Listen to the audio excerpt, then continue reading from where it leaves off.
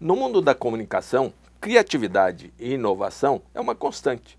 E nós vimos isso toda hora nas agências de publicidade e muitas vezes também nos clientes de veículos. Mas nós queremos saber um pouco mais sobre criação e sobre uma criação muito especial. E está aqui com a gente o Fred Gelli, que é o diretor de criação da empresa Tátil Design de Ideias. É bom ter você aqui. Obrigado, é um prazer estar aqui com você também. Eu gostaria que você começasse a falar justamente isso, sobre o design. Na verdade, assim, existe um preconceito em relação ao que é design na cabeça das pessoas, que associa sempre o design a soluções sofisticadas. Eu me lembro, até quando eu entrei na faculdade para cursar o curso de design, eu tinha na minha cabeça que eu ia aprender a desenhar Ferraris, luminárias, cadeiras italianas, essa coisa do Salão de Milão, né? É uma referência para as pessoas. E o design é muito mais do que isso, né? O design é um jeito de olhar o mundo. E é um jeito de olhar o mundo que eu acho que combina muito com o tipo de desafio que o mundo tem hoje diante de si. Ou seja, na verdade, a humanidade tem hoje diante de si, nesse planeta onde a gente vive. Porque esse jeito de olhar o mundo que o design propõe é um jeito que enxerga as coisas de cima. A gente tem uma visão holística para as coisas. Então a gente, com isso, consegue fazer conexões, estabelecer links que outros profissionais têm mais dificuldade. E eu acho que o próximo passo na nossa evolução como profissionais é exatamente sermos esses conectores, esses catalisadores de ideias que vão fazer a diferença no mundo. Pelo menos é isso que eu acredito. E sobre a Tátil, que você começou muito jovem, por sinal. A Tátil está fazendo 25 anos esse ano. Eu comecei Parabéns. quando eu tinha... Obrigado. Comecei quando eu tinha 20 anos na faculdade ainda, no terceiro ano de faculdade, em cima de um sonho, de uma visão, assim, eu quis entender um pouco mais sobre embalagens, queria fazer um projeto sobre embalagens e resolvi entender como é que a natureza fazia e desenhava embalagens. Então, olhar, por exemplo, para as cascas dos frutos como exemplos de embalagens geniais, uma casca de uma banana, sim, uma tangerina, que eu brincava que era meio o primeiro clube social, né? Assim, a ideia da monodose, né? Você abre uma tangerina e tem os gominhos. Eu fiquei encantado com isso, a barriga da mulher como uma super embalagem que protege e nutre enquanto tem que fazer isso e que expulsa na hora certa. E eu fui por esse caminho de olhar para a natureza como mentora, como a grande designer, a grande inovadora. E isso mudou a minha vida, essa ciência, né, de buscar inspirações na natureza e trazer para as áreas do conhecimento humano, chama-se biomimética ou biônica, são duas denominações para a mesma ciência, que me encantou, que foi a origem, meio que a pedra fundamental da Tátil, porque a partir desse projeto de embalagens naturais eu comecei a estudar ecodesign e comecei a desenvolver embalagens e soluções que fossem de baixo impacto ambiental, isso em 1989, você imagina que era uma coisa bem estranha.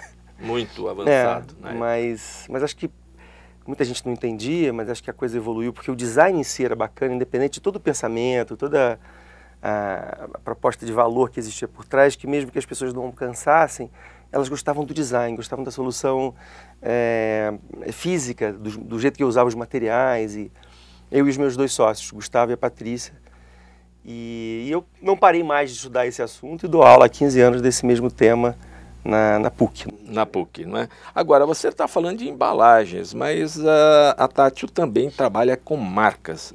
Eu acho que, por sinal, vocês tiveram aí um prêmio pela qualidade, não é isso? Internacional. Nós, em 2010, nós vencemos uma concorrência com 139 outras agências na criação da marca dos Jogos Olímpicos do Rio de Janeiro, Rio 2016. E isso foi exatamente um marco na nossa história, na nossa vida. A Tátil é uma consultoria de design e branding que utiliza essas duas ferramentas para construir relacionamento com as pessoas. A gente acredita que cada vez mais as pessoas vão selecionar as marcas com as quais elas se relacionam. E vai depender muito da maneira como essas marcas se apresentam em cada ponto de contato, a perpetuidade e o nível de profundidade desse relacionamento. E o que a gente faz é ajudar as marcas a contarem histórias, a construírem esse caminho de troca com as pessoas. No caso da marca olímpica foi uma, assim, era meio que o projeto dos sonhos, né? Porque é meio que considerado no universo do design a identidade visual mais complexa do planeta. Porque é uma marca que vai estar, quando os jogos estiverem acontecendo, vai estar impressa numa caneta e vai estar vestindo uma cidade inteira, né? Então, é uma marca para 6 bilhões de pessoas. E Fred, você também tá enquadrado, digamos assim, entre as 100 pessoas mais criativas do mundo. Como que aconteceu Isso foi muito esse legal. teu andar internacional? Isso foi uma coisa que nos pegou de surpresa, porque não é uma coisa que você se inscreve, que você se candidata.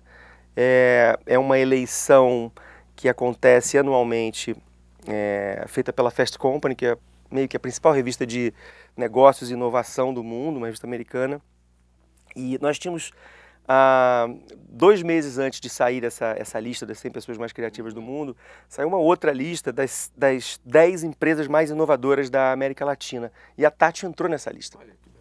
Isso foi incrível, a gente comemorou pra caramba, porque não eram apenas empresas da área criativa, agências, tinha a Braskem, sabe? Tinham empresas grandes de outras áreas. Grandes corporações, e a gente estava lá no meio dessa turma.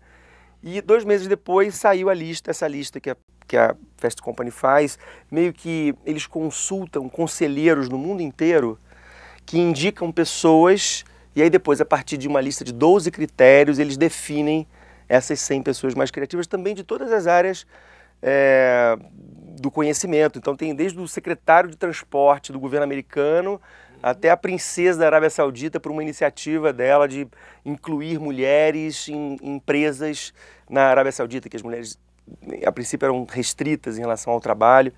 E eu e um outro brasileiro, o Mário Queiroz, que é o diretor, que é um super VP do Google, fomos os únicos 2 brasileiros dessa lista. Mas afora a Tátil, você tem mais 2 outros empreendimentos na área.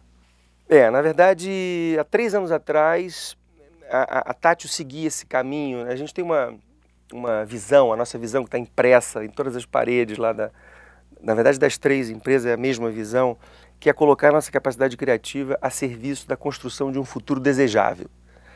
Então, a Tátil já vinha operando nessa direção, na verdade desde sempre, porque desde o início a gente acreditava, né, e trabalhava em cima, era o objetivo, em soluções de menor impacto ambiental, sempre tentando conciliar o que a gente chama de fugir das soluções ecochatas, que são as soluções de baixo impacto ambiental, mas também de baixo impacto sensorial, né? São as soluções que não têm gosto, que não têm cheiro, que são todas craft, que são todas sem graça, né? E a gente entende que o grande desafio, especialmente sob uma perspectiva de design, era criar soluções que fossem de baixo impacto ambiental, mas de alto impacto sensorial, que a gente chama de soluções ecossexys. Então a Tátil nasce dessa intenção, trabalha durante muitos anos, a Natura, por exemplo, há 15 anos, e com outras empresas com as quais a gente tem tido a oportunidade de aprender muito e ajudar a colocar no mundo projetos, sei lá, como Natura Soul, por exemplo, que são as embalagens que foram lançadas há 1 ano pela Natura, que são revolucionárias. E aí fomos evoluindo nessa direção, trabalhando com esse tipo de olhar, até que, há 3 anos atrás, a gente entendeu que existia uma oportunidade muito interessante da gente ampliar ou aprofundar, num certo sentido, a nossa capacidade de influência dentro dos negócios dos nossos clientes, que seria tentar ajudá-los a, eventualmente, modelar e implementar novos negócios que tivessem mais conexão com o tipo de negócios que a gente vai fazer no futuro, que são efetivamente os negócios que, mais do que gerar valor para os sócios apenas, tem como objetivo gerar valor para todo o ecossistema do qual eles fazem parte, que a gente denomina de negócios de valor compartilhado. E aí isso já cria, então é simplesmente um lugar, um espaço onde a gente exercita um olhar de mais aprofundamento na dimensão do negócio. E aí, 1 ano e meio atrás, surge a Pipa, que é meio que uma filhote da Cria, que é exatamente o lugar onde aqui na Cria, a gente funciona como uma consultoria que trabalha com grandes empresas, abrindo novas frentes de negócios que sejam de valor compartilhado. Já a Pipa é uma aceleradora de novos negócios, que a gente pega jovens que têm ideias com o mesmo pedágio da CRIA, ou seja, nós só nos envolvemos com projetos, tanto na CRIA quanto na Pipa, que sejam de impacto, ou seja, que sejam de valor compartilhado, mas aqui apoiamos empresas pequenas que estão nascendo, são startups. Muito bom, Fred. Foi excelente ter você aqui. Mesma coisa. Né, poder falar um pouco mais sobre design para todos nós e esperamos que você retorne brevemente. Vai ser sempre um prazer. É só convidar. Obrigado. Obrigado a você.